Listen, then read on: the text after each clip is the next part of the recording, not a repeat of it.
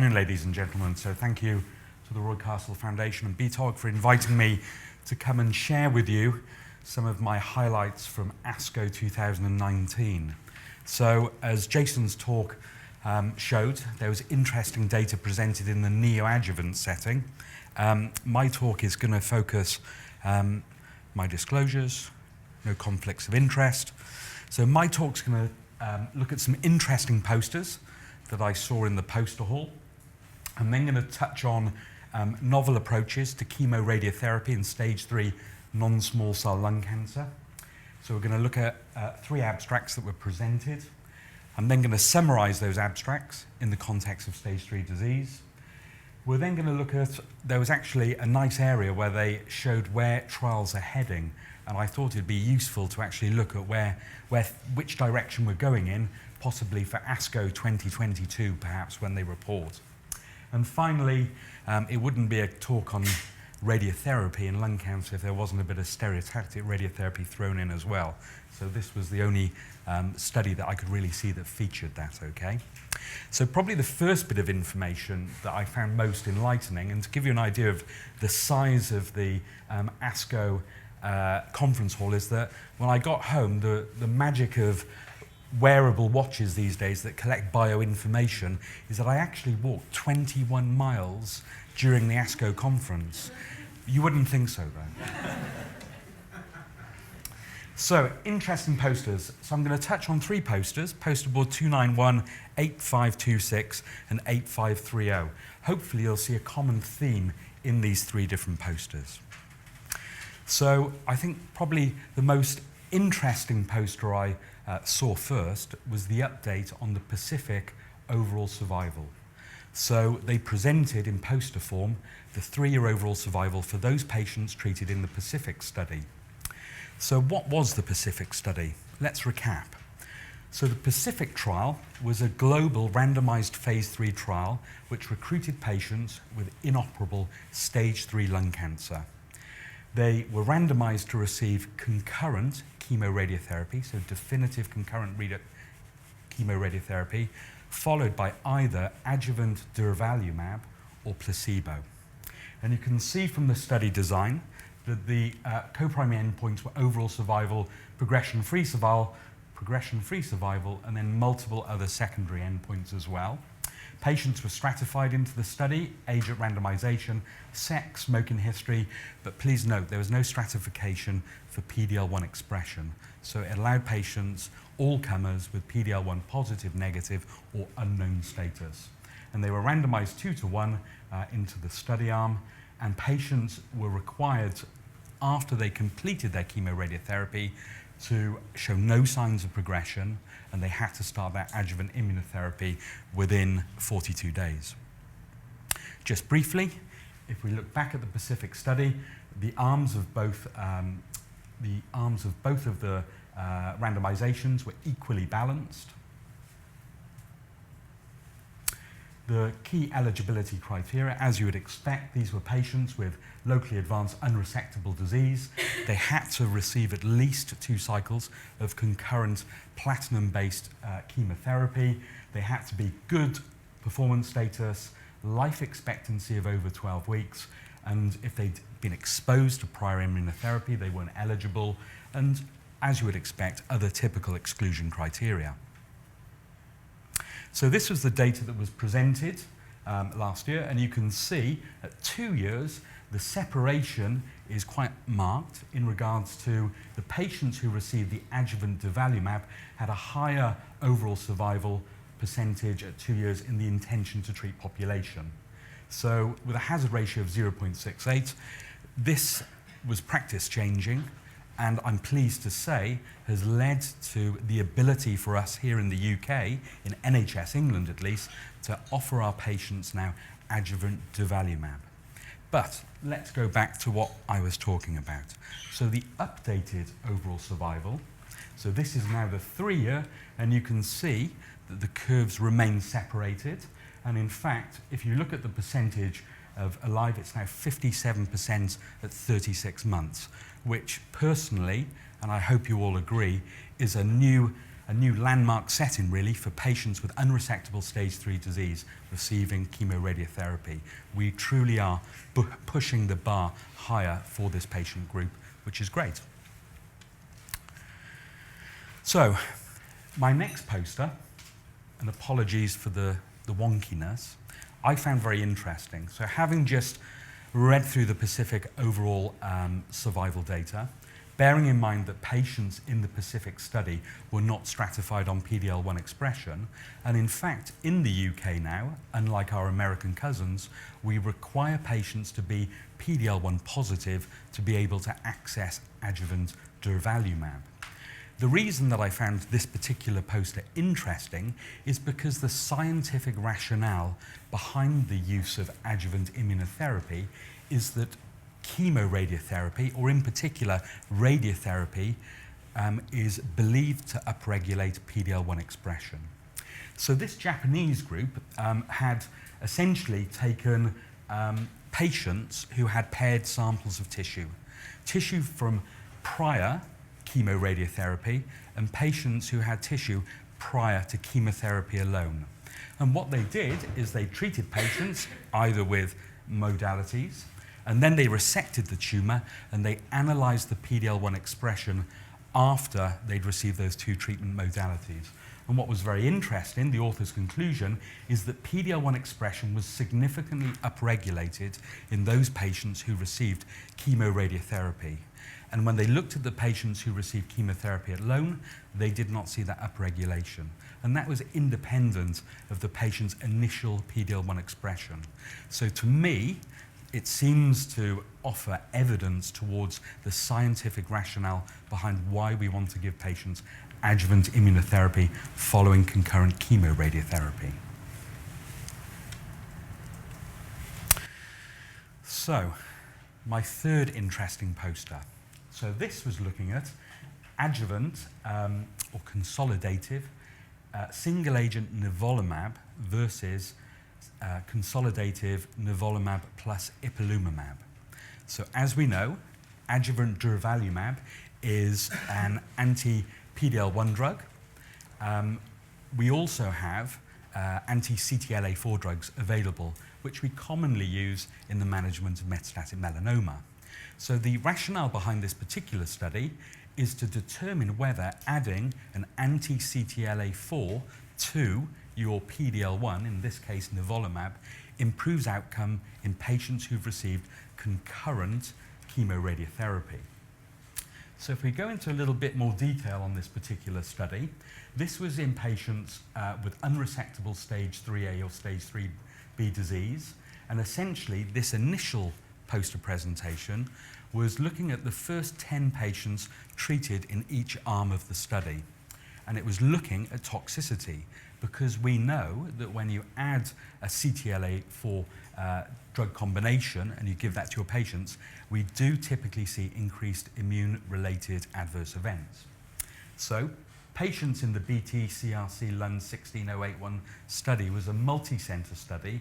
They were randomized into the phase 2 study to receive either arm. And essentially, they're hoping to recruit 105 patients on a one-to-one basis, and patients are going to receive nivolumab every 4 weeks under the new preparation, or to a combination of nivolumab every 2 weeks with ipilimumab at 1 milligram per kilogram, which I've heard it called is Ipi-Light, so not the typical 3 milligrams per kilogram. So this was the interim analysis of 20 patients treated in either arm. So if we look at the patients themselves, median age was in their early 60s. There was a split of stage 3 and stage 3A disease, reasonably balanced in both arms for the first 20, and as you can see, balanced in regards to the patient's histopathology. So if we now look at the adverse events, what didn't come as any surprise to myself is that if you scan down the right-hand side of the chart, you can see that in those patients who received a combination of Nivo-Ipi, you did see higher rates of grade 2 toxicities, as I would expect. So the conclusion of the study, that there wasn't any undue safety signal seen yet in the first 20 patients treated. The incidence of grade 3 or higher immune-related adverse events was higher in the patients who received the combination immunotherapy rather than single agent. The study seems to be recruiting well, so they're almost at their halfway mark. And what's reassuring is that so far there's been no treatment-related deaths in either study arm, so no grade 5 toxicity. So fingers crossed we'll see something, some improvement from that. So those were my posters, and now for the presented abstracts. So this is going to be an overview on new approaches to chemoradiotherapy in stage 3 non-small cell lung cancer, and I'm going to start with abstract 8510.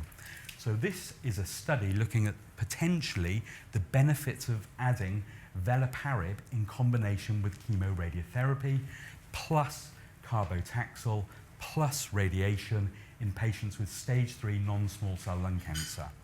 So the first thing to say, I don't have any slides on the scientific rationale behind why we would want to do that. So to explain why, so veliparib is a potent PARP inhibitor. It's already has over 90 clinical trials registered assessing its benefits in multiple different solid tumor sites, including brain tumors, gynecological cancers, but most importantly, lung cancer. As a PARP inhibitor, the way in which it works is it inhibits PARP, which is necessary to repair DNA damage. And so it therefore would seem to make scientific sense that if you add a PARP inhibitor to radiotherapy, bearing in mind that radiotherapy is effectively causing DNA damage and leading to cell death, if you can inhibit the repair mechanism of the tumor cell, hopefully you will see improved tumor cell death and improved outcomes for patients. Yes? Good. So if we look at the phase 1 study design, so this was an RP2D study. So this is trying to determine the safe level of drug dose, okay? And you'll see here that there's concurrent chemoradiotherapy. They then receive post-chemoradiotherapy visit, and then they receive consolidation chemotherapy using carbotaxol plus the PARP inhibitor. So patients receive the first dose of the veliparib on the day of treatment. They then receive concurrent chemoradiotherapy using what I would think is more of a US schedule of carbotaxol. And you can see that the treatment lasts, as you would expect, for approximately 6 weeks of radiotherapy. If we look at the actual toxicity, so 48 patients have been enrolled so far in the study. There's been 3 patients who've experienced dose-limiting toxicities, and the most common of those were nausea and esophagitis. If we look at the dose used, so veliparib, 240 milligrams twice a day with chemoradiotherapy, followed by 120 milligrams with the consolidation chemotherapy, is the dose levels that have been selected. If we look at the interim survival analysis for these patients so far, there's a median PFS of 19.6 months, which based on the Pacific study doesn't seem unreasonable, and the median overall survival on this small patient number is 32.6 months. So it would seem to me so far, based on this very limited data, that hopefully the addition of a PARP inhibitor to chemoradiotherapy may see synergism.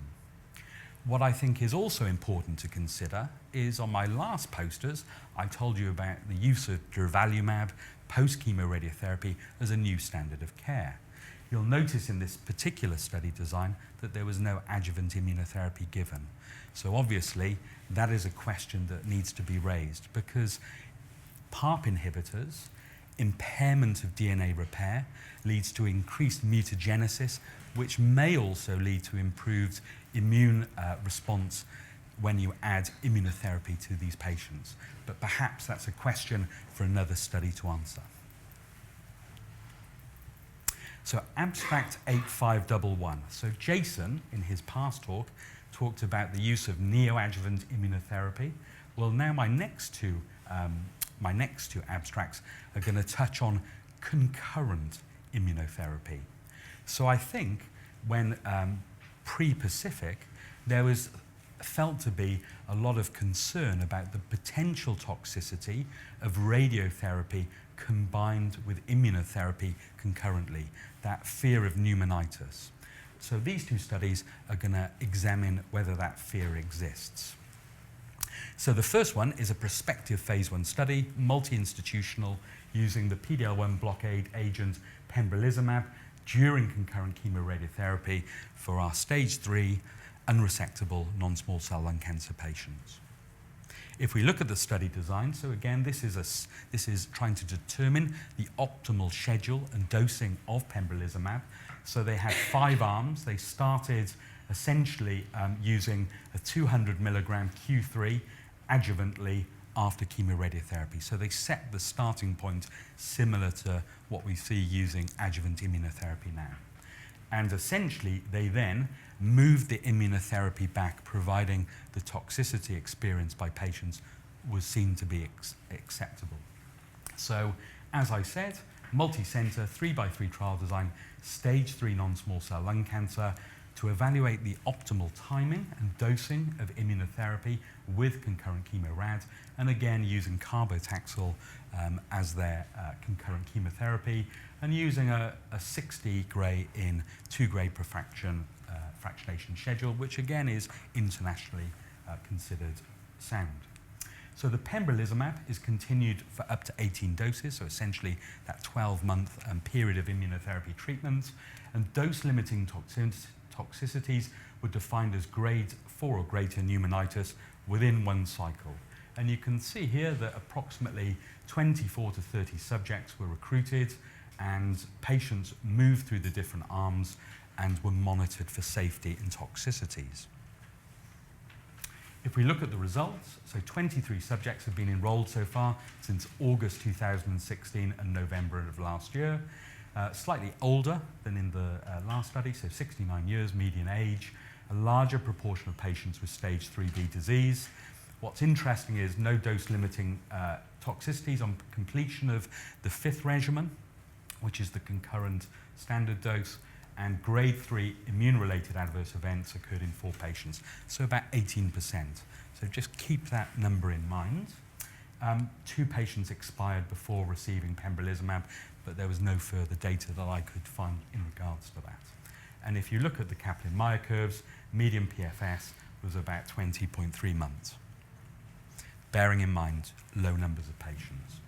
If we look at the toxicities experienced by patients, you can see here pneumonitis grade 2, 4 patients, nephritis, thyroiditis, transaminitis, myositis, so all the itises that we typically can see in patients who receive immunotherapy. I found it interesting, 1 patient had a grade 5 colovesical fistula, sort of seems a little bit low for where we were aiming, but 1 patient did receive tracheoesophageal fistula, again, which is a risk associated with radical chemoradiotherapy. In terms of median time to immune-related events, so 4.1 months. So again, I found that interesting. So these patients, potentially you have to monitor once they come out of their chemoradiotherapy. You really do need to keep an eye on them if this does stack up in a larger study. So the final abstract I'm going to share with you. So we've looked at pembrolizumab. Now let's have a look at a phase 2 trial combining atezolizumab, again with concurrent chemoradiotherapy in locally advanced non-small cell lung cancer. So if we look at the design of this study, so it's got 2 stages, 10 patients in stage 1, 30 in stage 2. In stage 1, patients receive concurrent chemoradiotherapy. They then can receive consolidation chemotherapy in combination with atezolizumab, IV 3 weekly for 2 cycles, followed by then a year of consolidative single-agent atezolizumab. If no concerning toxicities, we then move into stage 2, and essentially the atezolizumab is moved and given concurrently with the chemorad IV 3 weekly with a similar tail end to the study. If we look at the toxicity summary, so in the phase 1, these patients received the adjuvant immunotherapy, so nothing concurrent. you can see the pneumonitis rate was approximately 10%, breathlessness 40%, grade 3 plus was 10% for breathlessness, arthralgia, lung infection, and again, tracheoesophageal fistula. So again, important to remember.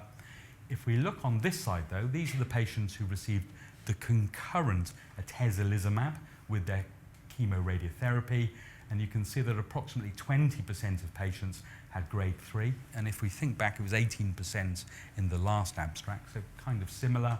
And if we look at the pneumonitis rate, there was approximately 13% grade 2, which seems very similar to those who had it adjuvantly. So, you know, it's small patient numbers, but it doesn't strike me there's a strong warning signal here to say maybe it's not the right thing to do. If we look at the preliminary efficacy, again, it's small numbers, and it's the follow-up so far hasn't been huge. But if you look over here, again, by PD-L1 expression, you can see that patients with a PD-L1 expression of less than 1% seem to have a higher percentage of recurrence than those with greater than 1%. If you select out patients then less than 50% or greater, again, you seem to see higher recurrence rates in lower PD-L1 expression. But you'll notice that this was non-significant as it's only 34 patients for evaluation. So not a lot you can say there. So let's summarize. So adding chemoradiotherapy, so adding to what we consider standard of care for stage 3 patients, we need to continue to improve on the toxicity of the treatment we deliver. Further work needs to be considered to fund those most at risk of cardiopulmonary toxicity from definitive radiotherapy. So let's take a little step back before we think about what we add. We still need to do work on optimizing the radiotherapy we're delivering to our patients, because if they survive from their lung cancer, we don't want them to die of cardiac morbidity that we've caused in treating their lung cancer. We have to be mindful of where the dose goes. What was interesting at the ASCO as well, there was an abstract 6521 which was looking at proton chemoradiotherapy, and again it seemed to suggest that you get less grade 3 adverse events if you use protons rather than photons, as one might expect. But nevertheless, we already know from a study that's randomized between protons and photons that photons were seen to be better, but undoubtedly we need to do more trials looking at the benefits potentially of protons in these patients. And where I'm standing now, hopefully next year we will have access to that clinical trial resource, our new proton center. So, closing points on these 3 abstracts. So, consolidative immunotherapy. You know, the Pacific study data has, for me, changed practice in my patients who are suitable for adjuvant durvalumab. Safety of concurrent chemoimmunotherapy has been found to be, seems to be safe so far, but we need to be cognitive of the immune-related adverse events. There's lots of studies, and I'll show you more studies in a moment, which are going to evaluate it further. We still have an unmet need for those patients who aren't performance status 0-1. How do we improve outcomes for the patients who are borderline treatment? You know, they're just not quite fit enough. So we need to do more work on that. And we also need to think more closely about biomarker-driven patient selection. How do we individualize that chemoradiotherapy plus or minus biological drugs in the patients we treat? So, the last point to touch on is, when I open the National Lung Cancer Audit data for the UK, I'm astounded at the low number of patients who receive concurrent chemoradiotherapy for stage 3 disease across the UK. We need to do more to simply get that treatment out to the patients who need it. We need to address that, I think, as a priority. Future directions. So a few little studies. So the Pacific 2 study. So this is now looking at patients, again, stage 3 unresectable disease, good performance status. They hope to randomize 300 patients, and it's patients who are going to receive concurrent durvalumab with their chemoradiotherapy, followed by adjuvant durvalumab. Note that it's a 4-weekly schedule now rather than 2-weekly to release the burden from our intensive and busy chemo day units across the UK. Patients are going to be stratified on age and stage, treatment to progression, and I'll be interested to see the results of that study once it's recruited and published. We then have the EA518 study. So again, stage 3, non-small cell, good performance status, stratified by planned chemotherapy, age, sex, and stage. So it's investigator choice when it comes to chemo. Note that in this particular study, they're allowing cisplatin, and the ones we've looked at is mostly carboplatin. So it's platinum doublet chemo with durvalumab with concurrent radiotherapy versus concurrent chemoradiotherapy with consolidation durvalumab. One of the ones which I found interesting is the NRG Oncology LU004 schema. Why is it interesting? So the R's of radiobiology, so repopulation. So let's think about accelerating our radiotherapy. So if you look here in cohort 1, these are patients who are going to receive durvalumab 4-weekly for 13 doses, but they're going to have accelerated chemoradiotherapy. So 60 gray in 15 fractions, so 3 weeks rather than 6. 6 patients in cohort 1, 6 patients in cohort 2 who are going to receive that standard of care 6-week radiotherapy. And if it's safe, so if you come over to the expansion cohorts here, if cohort 1 is only deemed safe, all patients will be registered to cohort 3. So in other words, accelerated. If both cohorts are seen to be safe, then they'll be randomized 1-to-1 between these 2 arms. So again, using radiobiology, hopefully to the advantage of our patients. Let's pause a moment, look back, evolution of where we've been and where we're going. So 1980 radiotherapy alone. If we move forward with a 2-year overall survival of 18%, sequential chemoradiotherapy, an improvement in overall survival, concurrent improvement, dose escalation, so no improvement, but a very impressive outcome in terms of overall survival. And now, if we look at the Pacific era, we see 66% at 2 years. You know, we are raising the bar for our patients, which is great. So very quickly, so if we look at concurrent, there's studies examining concurrent IO.